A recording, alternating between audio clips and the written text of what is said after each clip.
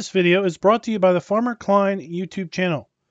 Be sure to like, subscribe, and comment.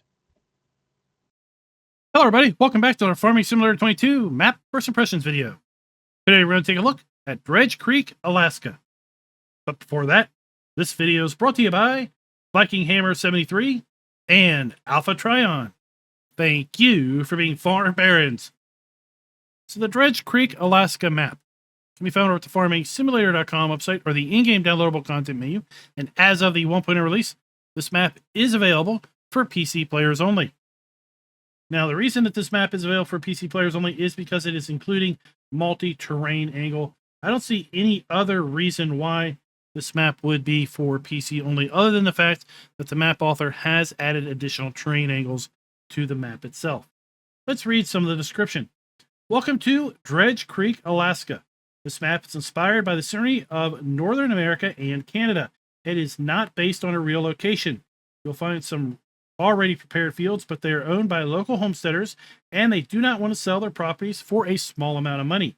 Instead, you maybe want to look to either work for them and earn some money, then you can buy some empty land and, well, do what you might want with it after you clear it for your purposes.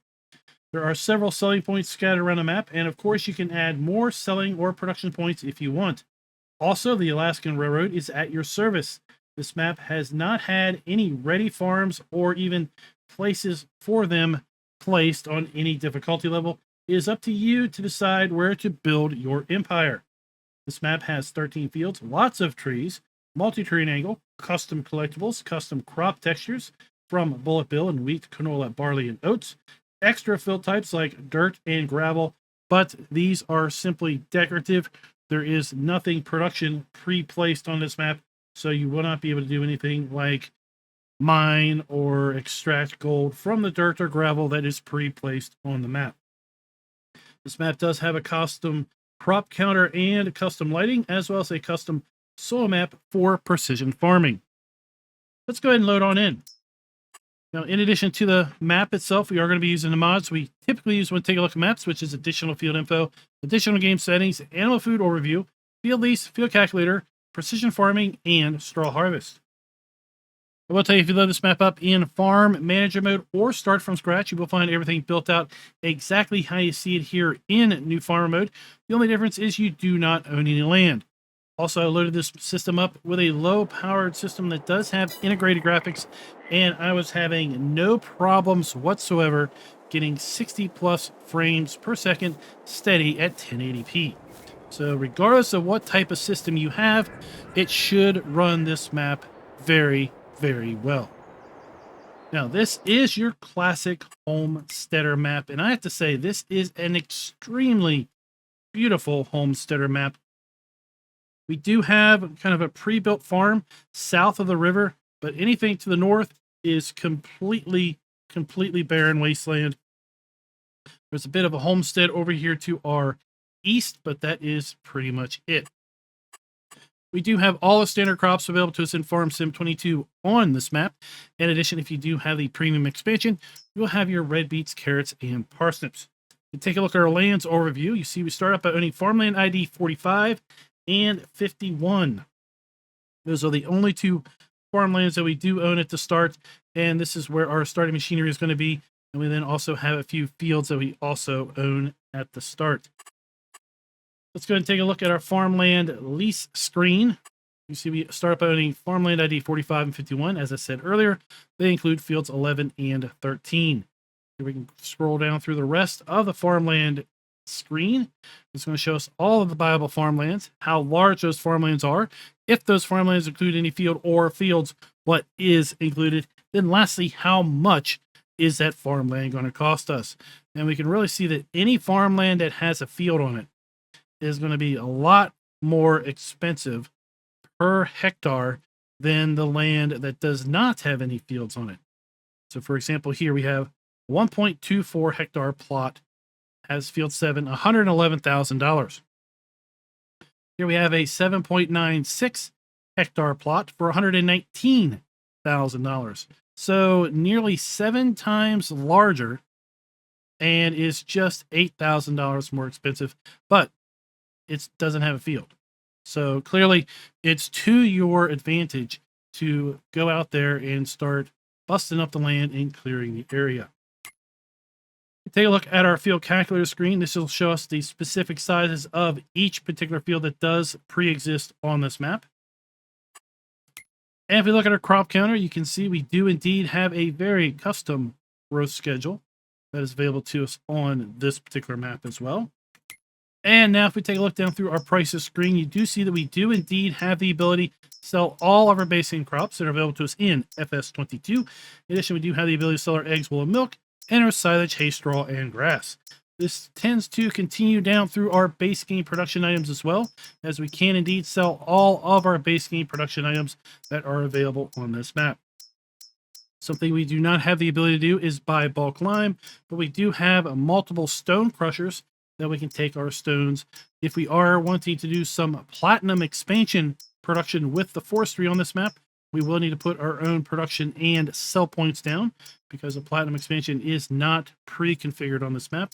And of course, with the premium expansion, as we have seen with nearly every other map to date since the premium expansion has released, we do have support for those.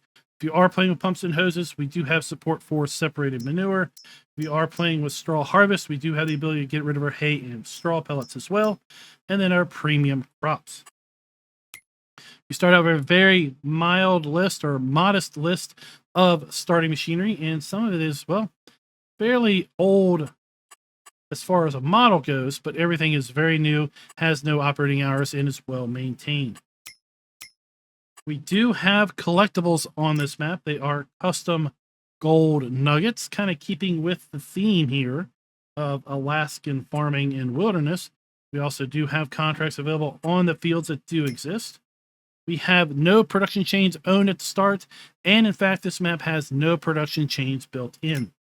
You can see we do have 14 gold nuggets. Let's go ahead and take a look at our starting fleet. We start out the Buer 6105 small tractor, the Nova 330 harvester, and then the Power Stream 500 harvester header. For that harvester, we have our 1986 pickup truck, the Welger DK115 trailer.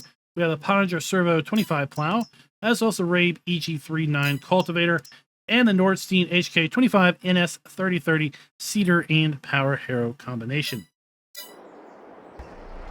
Now I'm just going to quickly tab over to our, what I'll call our starting farm, although it's, well, it's a little lackluster because we have our machinery here around this shed. But this shed is not usable. It's not sellable. It is just completely, utterly, totally wasteless. It is only there for decoration. That trend is going to continue if we move our way down the lane here. Here we have our farmhouse. There is no sleep trigger. You'll need to put your own sleep trigger down. And we cannot sell this farmhouse either. We have our pickup truck. Nice blue shade. And then to complete out the round of decorative buildings, we've got our barn here, which is doing nothing more than kind of occupying some space because we do not have the ability to go into this either. Now, beyond that, well, we have a very beautiful area here around our starting farm where we have our fields 11 and field 13. And then we just saw the train go by. And that is pretty much the starting farm location. Now, I did kind of glance over because, well, we don't really have a whole lot of fields. But I did kind of glance over the custom soil map. So let's jump back up here to the precision farming menu.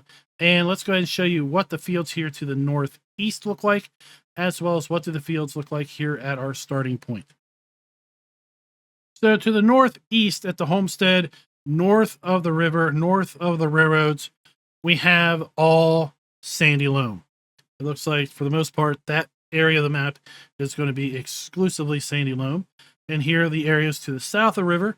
Looks like, at least from what we can see exposed by these fields, it's going to be exclusively loam. Now, of course, you may find some different soil types as you go and explore and dig things up. But let's get a little altitude And let's just look around, because this is a very, very beautiful map. For a wilderness map, this is a very beautiful map. And if you're somebody that likes to go out here and start digging up the ground or start creating your own fields, building out, doing forestry, I think you're really going to enjoy yourself on this map. It's got a little bit of farming and a whole lot of whatever the heck you want to do. And you can see we even have some very Alaskan themed things going on here. We've got the mountains off in the distance. We've got a dredge right here by the river. And we've got the nice piles of tailings behind the dredge that go off in the distance. So really, really cool how this has all been set up. Let's go back over here to our starting location. Again, we can't sell any of these buildings that are tied to the farmland that we own.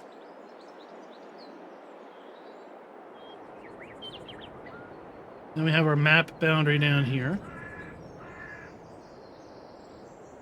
Let's go ahead and just kind of loop around clockwise. We have our fuel station located right here.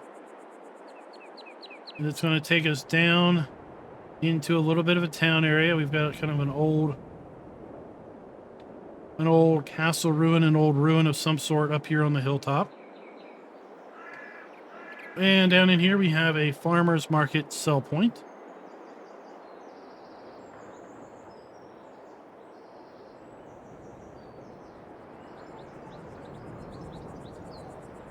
We have our vehicle shop, which is located right here.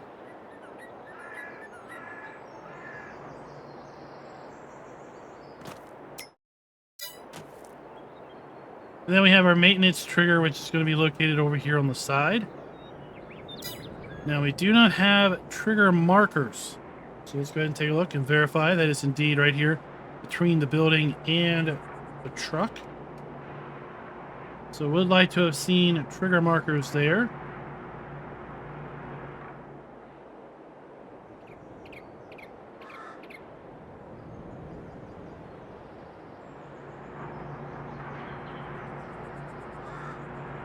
And then we have our spinnery sell point located here at the back of the town.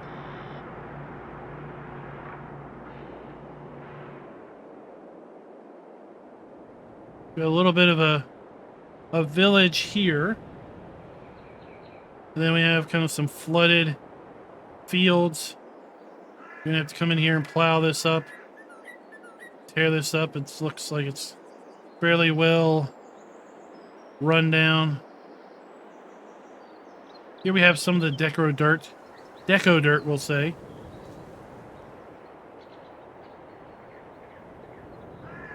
We got our tailings up along the river.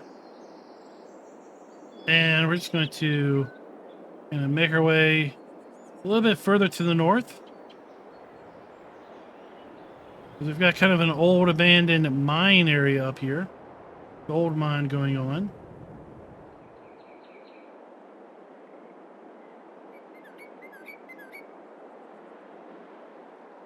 And this is where you're going to be able to bring your stones. So here we have our stone crusher. Now I tried to sell this deco wheel loader because I really felt that it was in the way of the stone crusher. But this is not sellable. I bought the land. I tried to get rid of this and it wouldn't go away. If you own the land, you can scoop this dirt and gravel. But as the description says, it's really not good for anything.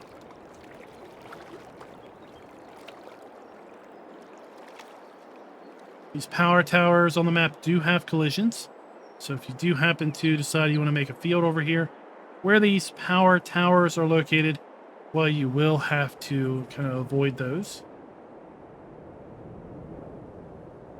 So we make our way across the northern part of the map. Got some nice rolling land here. Tree groves. You know, some groundwater here and there. This is going to be a sell point. This is listed as a homestead. So we have the cell point located there. Then we have several fields here as well.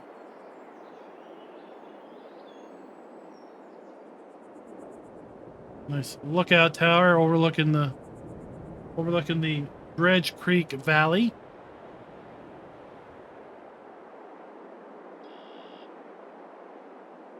Couple oil pumps going on here. So that they are either seized up or been shut down. Maybe they've been pumped dry at this point.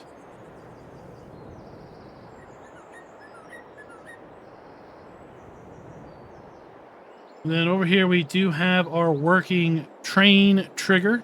So we have our train silo here. We're going to be able to rent the train and put products onto the train because we do have a train sell point.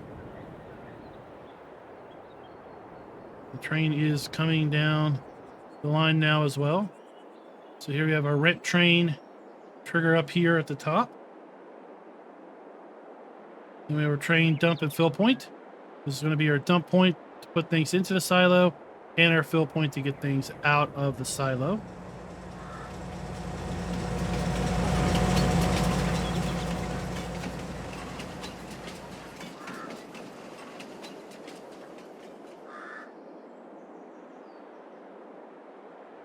Now this is going to be a sell point for productions. Once again, we are kind of missing the corner markers, but you can see where that sell point is located based on the trigger there when we activate to expose that. We have a sawmill here for selling of logs. There are no productions on this map, so this is not a production sawmill. So a wood cell trigger here. We have a wood cell trigger in the log float pond. Then we have the wood cell icon right here at the door. And that is pretty much Dredge Creek. Like I said, I think it's a really beautiful, attractive wilderness style map. And let's talk about our scores as we kind of fly around here. We're back over here at our starting farm location. With respect to production being built in or areas set aside for such. Well, as I just said, there is no production pre-placed on this map. But we do give the map a little bit of a grace, I would say, with respect to areas set aside for placement, because we have the entirety of the map is kind of set aside for the placement of this production. So we're going to go ahead and give the map a full point there as well, because we do have, well, the entirety of the map that we can go in and put production down in. With respect to the farms being customizable, well, the starting farm is not customizable at all. We're going to give the map a half a point because, well, we do have a bit of grace with respect to wilderness maps and the fact that you have the entirety of the map to buy your land and do whatever you want with. So even though we do not have the ability to customize our starting farm, we do have the ability to pretty much build out and do whatever we want, wherever we want. And as such, we're going to give the map a half a point there. The ability to sell all of our basic crops, production items, and animal outputs. Yes, indeed, we do indeed have that capability. And as such, we're going to be giving the map a full point on that scoring metric. Buildings where appropriate are using the new texturing technique. Well, I'm going to have to tell you that the map is about half. Look at that. Let's just get this out of the way. Like I said, totally beautiful map. With respect to map or building textures, about half the map is using modern textures and half the map, like this building here, is not. So we're going to be giving the map a half a point there as well. Trigger and interactive areas being clearly marked. Well, we're going to have to go with a half point there because there are areas that I do wish we did have corner markers to clearly indicate where things were. So what is that going to give this map? Well, overall, we're going to score this map a 3.5 out of 5.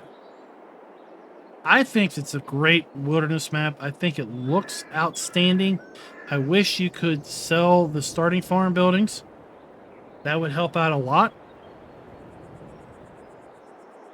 And I wish we had kind of more clear indicators with respect to where the certain triggers were located with the corner markers. But beyond that, if you're into wilderness maps, if you're into kind of building your own thing, doing your own thing, I seriously think you're going to be able to get your groove on here on Dredge Creek. And man, I really wished at this point that the map author had not put in multi-turn angle. And that way that this map could have been available for all platforms, because I think it deserves to be available for all platforms. What do you think down in the comments below? Let me hear your thoughts with respect to Dredge Creek, with respect to if this map was available for all platforms, and if it was available for all platforms, would you put time in on it and play it? And until next time, happy farming.